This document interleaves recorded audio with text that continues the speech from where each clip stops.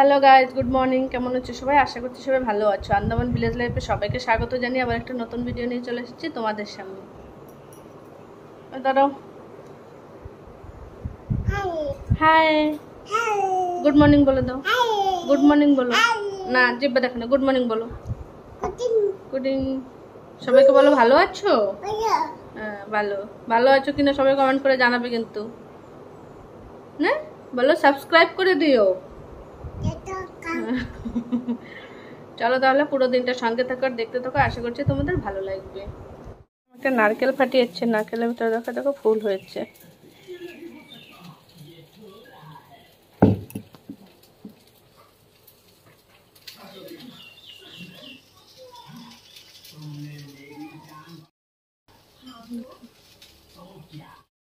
এখানে আমি ডিম আর আলু ছাড়িয়ে নিয়েছি। সকালে দেখালাম তোমাদেরকে যে নারকেল কাটছিলাম, তাই দেখো নারকেলটা গরম জলে ভিজিয়ে রেখেছি পেস্ট করে। এখন এটা থেকে দুধ বের করে দেবো। ডিমটা এখন আমি ভেজে নিচ্ছি।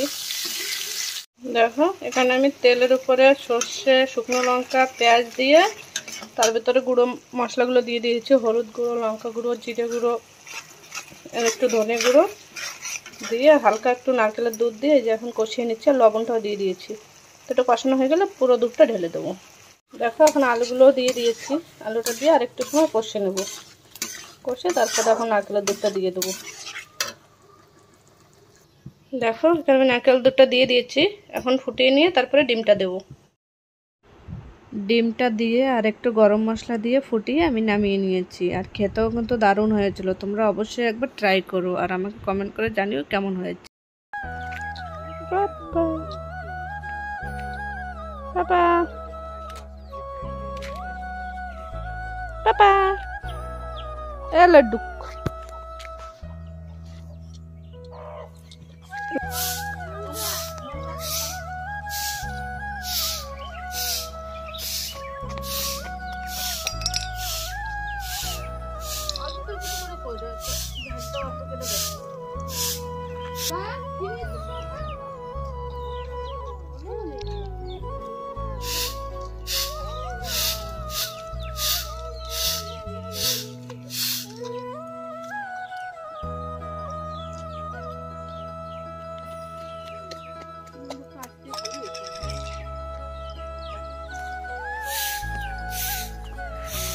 শিবাংশ, তুমি কি করো?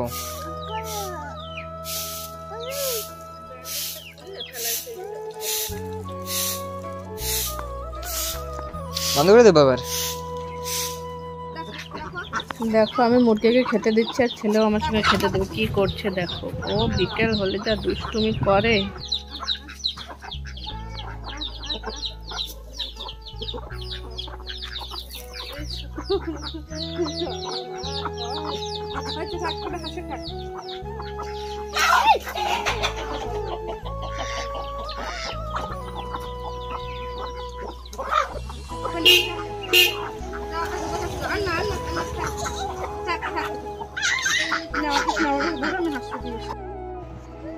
আর এখানে দেখো ছেলে ওর দাদার সঙ্গে রাস্তায় ঘুরতে বেরিয়েছে। আমি তো তোমাদের আগে বলেছি দিদির ছেলে আমার এখানে থাকে, তাই যে রাস্তা এখন ঘুরে বেড়াচ্ছে। ও কিছুতেই ঘরে থাকবে না। আর দিদির ছেলে আসাতে এখন আমিও একটু মানে কাজের জন্য সময় পাই।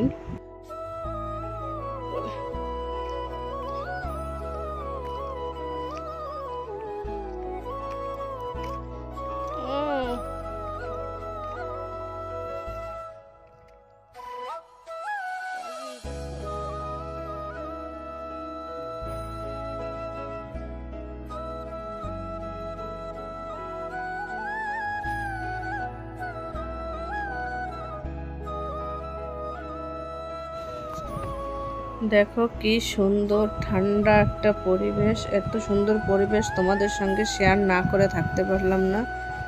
একদম মানে শান্ত পরিবেশ, কোনো সাউন্ড নেই, কিছু নেই।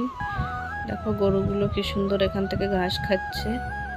আর গরু এই বিকাল টাইমে রাস্তার পাশ থেকে একটু খাওয়ানো হয়।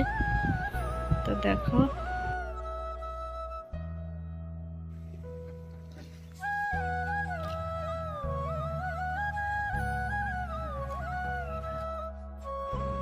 আর আমি এখন এই যে গরু বেঁধে গরুটাকে একটু আদর করে দিচ্ছি। আর এই যে গাছে কিছুটা কাঁচা লঙ্কা হয়েছে, সেগুলো এখন তুলে নেব। আর নিজের হাতে লাগানো গাছের লঙ্কা এখন আমি উঠাচ্ছি। আর এই গাছ দুটোকে না শুকনোর টাইমে লাগানো হয়েছিল, কিন্তু তখন অত ভালো হয়নি, গাছে ভীষণ পরিমাণে পোকা লেগেছিল। তো এখন এই বৃষ্টি পড়াতে ও সার ওষুধ দেওয়াতে তো এখন গাছটা বেশ ভালো হয়েছে। সার বলতে এই যে গোবর সারই দিয়েছি, এমনি কোনো কেনা সার দেওয়া হয়নি। তো এখন যা লঙ্কা হয় আমাদের ঘরে খাওয়ারটা হয়ে যায়। তো এখন লঙ্কা কটা আমি তুলে নিই। আমি কি করছি সেটা তো তোমরা দেখতেই পেলে। তো ওদিকে দেখো এখন আমার দিদি কি করছে। এই দেখো আমি সবজি গাছ লাগিয়েছি। এই দেখো আমার গাছে কড়ি এসেছে। এই দেখো, এই যে কড়ি, এই দেখো ছোট ছোট। এখানে এই যে পুঁইশাক গাছের চারা ছোট ছোট, এগুলো গোড়া ভালো করে গোড়া খুঁজে গোড়া বেঁধে দিতে হবে, দিয়ে সার দিয়ে দেবো, সুন্দর হবে। এই দেখো ভেন্ডি গাছ কত। এই দেখো এখানে বেগুনের চারা লাগিয়েছে। এই যে ছোট ছোট বেগুনের চারা কেবল হচ্ছে, এই যে। আর এখানে দেখো এই যে লোবিয়া গাছ। এই দেখো, দেখেছো লোবিয়া গাছের গায়ে দেখো, এই যে লোবিয়া গাছ আমার। এই যে ছোট ছোট লোবিয়া ধরেছে কেবল, এই যে এই একটা, এই একটা।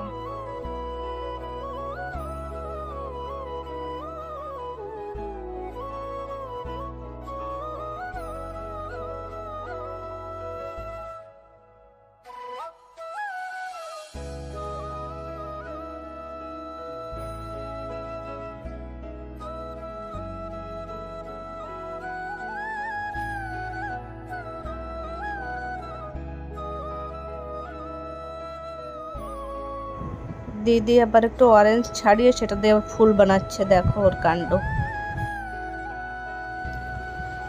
তো চলো এবার দিদি কি কি রান্না করেছে তোমাদের একটু দেখিয়ে দিই। আমি কি কি রান্না করলাম সবটা তোমাদের দেখানো হয়নি। আরও শাক ভাজা ছিল, মাছের টক ছিল। এখানে দিদি দেখো পিপুল শাক উঠিয়ে রেখেছে, আমরা এটাকে পিপুল শাক বলি। বেগুন আছে, মাছ আছে। আর আগের ভিডিওতে তোমরা দেখেছিলে এই যে আমি ঢেঁকি শাক বলেছিলাম, সেই শাকটা আছে। তো দিদি আজকে করবে এটা। ওরে বাবা দেখো কত বড় বড় চিংড়ি মাছ। তোমাদের ওখানে কত বড় চিংড়ি মাছ পাওয়া যায় অবশ্যই কমেন্ট করে জানাবে।